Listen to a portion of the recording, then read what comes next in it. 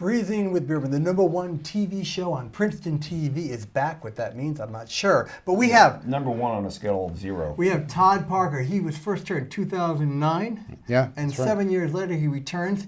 He's currently the Business Development Manager of Apps at Global Electronics. And he has just come back from Las Vegas from the Consumer Electronics Show. And he has some great gadgets. He's showing us basically the future. You have to listen to Todd. So Todd, give us a primer. What Thanks, happened? Adam. Thanks. Just to correct you, it's a Business Development Manager at PCB Apps. And I speak funny, I'm sorry. But Yeah, anyway, that's all right. It's on That's LinkedIn. right. You can check him out, Todd A. Parker on LinkedIn. That's right, yeah. So basically I went to the Consumer Electronics Show. It's the biggest electronics show in North America.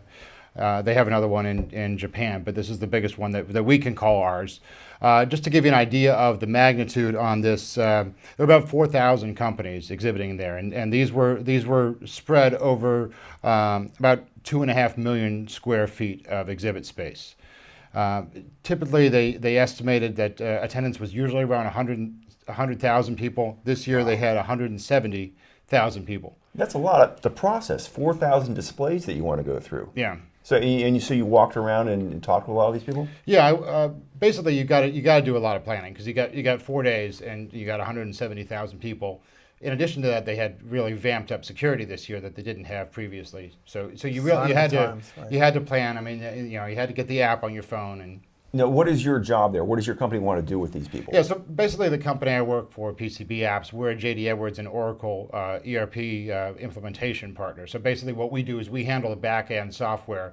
Any company that needs software for human resources, for finance, for accounting, for anything from the shop floor to the processing. So you're going to walk around and offer your services to these people with the displays? Yeah, so we had a lot of companies there that were current clients of ours, but so it was going and it was doing the meet and greet.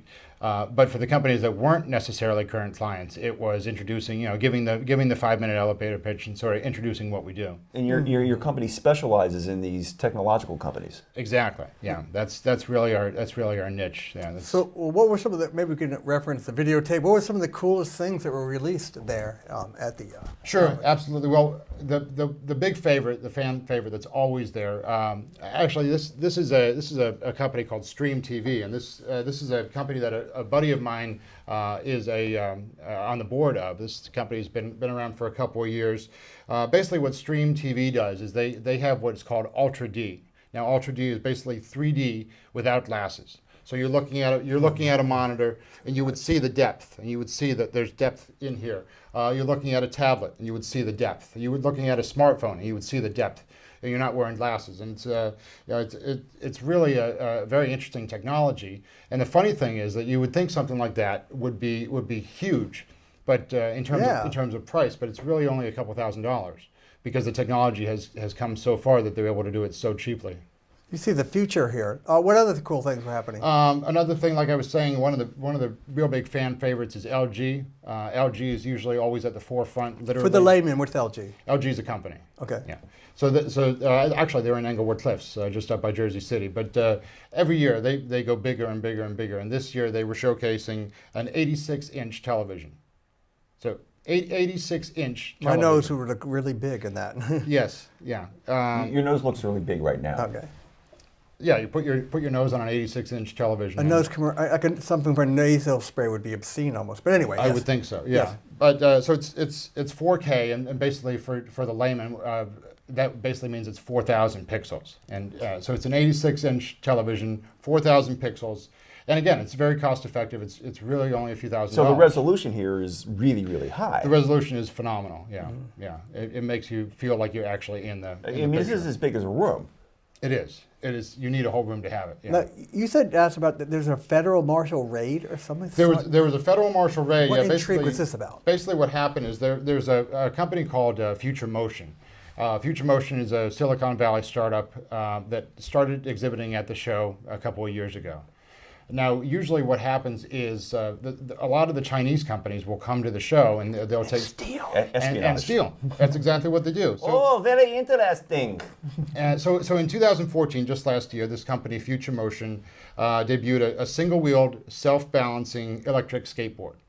because the Oh my skateboard, God. one wheel, self-balancing, and they had it on the market for $1,500. Well, what happened was there was a company called Changzhou, and Changzhou came last year, and they saw it and they stole it, and so they had it in their booth this year for $500. So Future Motion saw them and the product in the booth a day before the show opened, and they told them to remove it. Changzhou said, no, we're not going to remove it. So Future Motion went to a judge, got an order, and federal marshals raided their booth on opening day. And Oh shut my them God, down. really? Excitement, Like excitement, reality excitement. TV. It was, yeah, and I didn't get it on camera, but it was quite interesting. How has this exposition changed over the years, though? I mean, what's the evolution? Like the world's changing?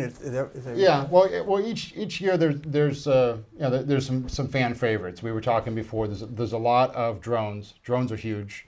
There's a lot of virtual reality. Now, I mean, virtual reality has come a long way. It used to be you'd have the glasses on, and now it's a whole environment. There's a lot of augmented reality, and that's the next step in VR. And By augmented, you can change your reality? The holodeck.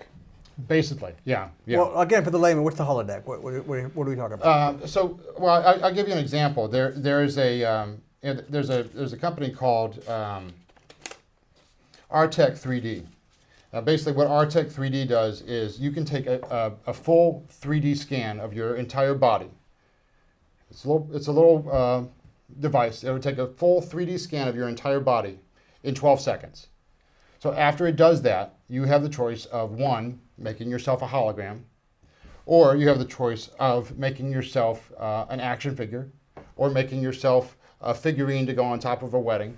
So the possibilities are endless. But yes, you could become a hologram, and after 12 seconds, and you could be walking and talking around in a virtual environment. Can you 3D print yourself out and then have multiple people? Yes, and you could get your kid and scan your kid and have a little action figure that is exactly like your So kid. in 30 years, your child is about to start Weekend college. at Bernie's.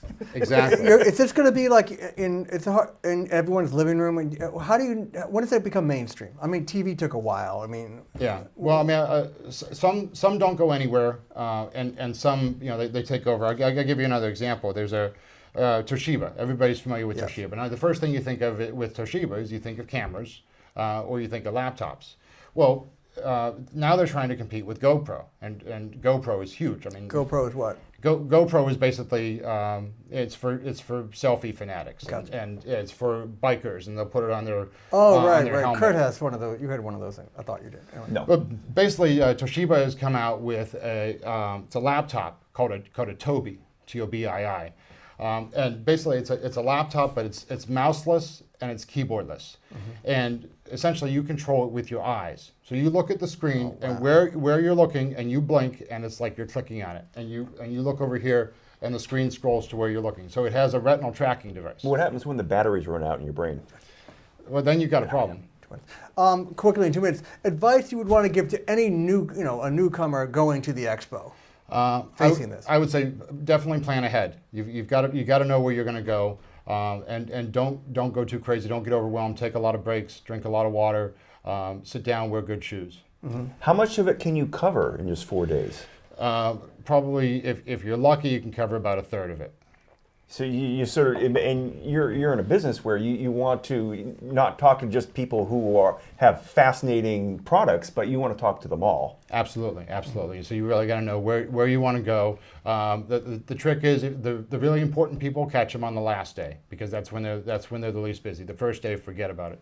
Also, they're worn down and vulnerable. And they're worn down and vulnerable, yeah. But if you want freebies, go on the first day. So Todd, give us your bona fides again. If anyone wants to reach you or your company, what do they do? Yeah, it's Todd Parker, Business Development Manager at PCB Apps. The website is PCBapps.com. PCB Apps is also on Twitter, Instagram, and Facebook and LinkedIn. Right, and you're located where are you? Somerset, New Jersey. Somerset, New Jersey and stuff.